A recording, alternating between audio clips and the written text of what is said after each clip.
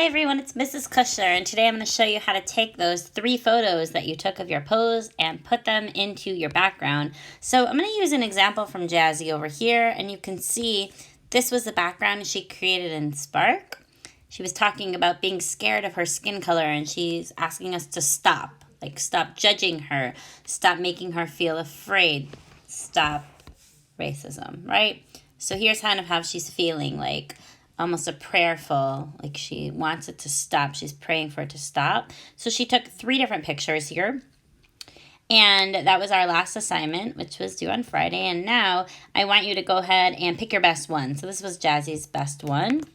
And then in Spark, you'll see she's got our background. So this is what comes up when you go to Spark. You're going to go ahead and pick your background. And instead of editing right on that background, you're going to make a duplicate. Okay, so you can call this poster 2. And that way you've got a second version. So I click done there. And now there's a new version of it. So I always have my background that I can keep in case I want to make more duplicates later. So we're going to go into the add button and say add image from photo library. And then go to our photos, our camera roll. Pick that photo that we like and say add one. And we want to say move freely. And now you can slide the corners like this to make it bigger or smaller. So thinking about how big you want it to be on the page, and you can always come back and make it bigger later. And then once I do that, I click the done button. Here's my photo. And I can click on the photo over here. And I should be able to go to the edit button. There I am. So I click edit. And then I say remove background. That's going to take out the background completely. Such cool technology. So there we go. And you can see like on the bottom of her knee where the grass was overlapping kind of got cut off. So she might want to make herself kind of go off the page there. So those are the things that you can think about. Do you want yourself in the center? Do you want yourself on the side? You could even do a thing with duplicate where you duplicate yourself.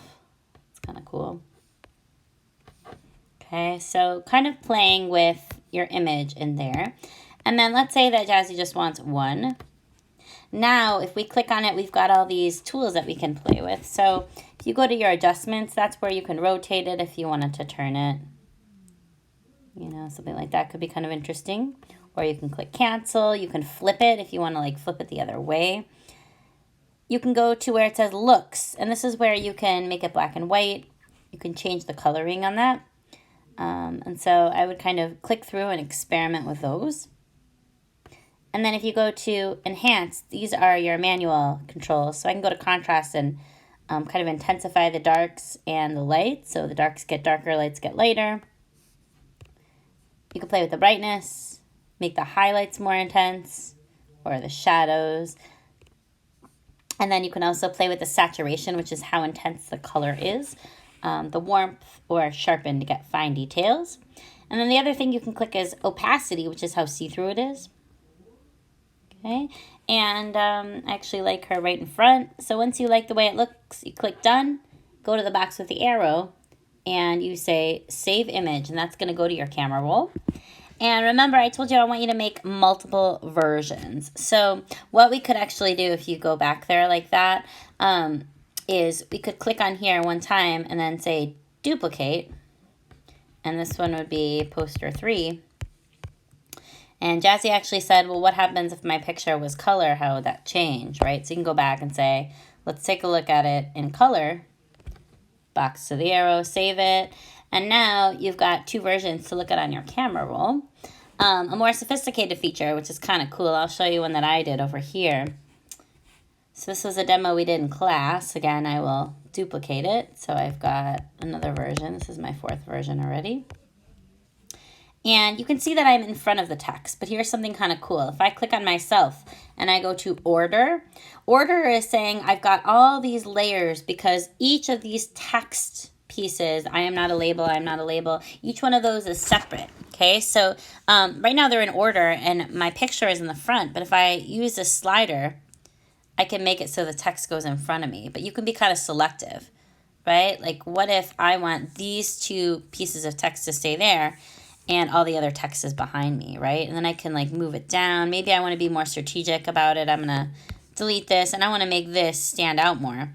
Like right now it doesn't stand out on my picture, right? So that might be a chance for me to go into one of these effects over here and say, you know, maybe outlining it is going to make it work, right? And this is a part where maybe you're going to play a little bit. You know, what happens if my outline is white, for instance? I think that stands out a little bit more, right? So that's a chance for you to kind of experiment and play. Maybe I want that to be a little bit smaller so it doesn't take away.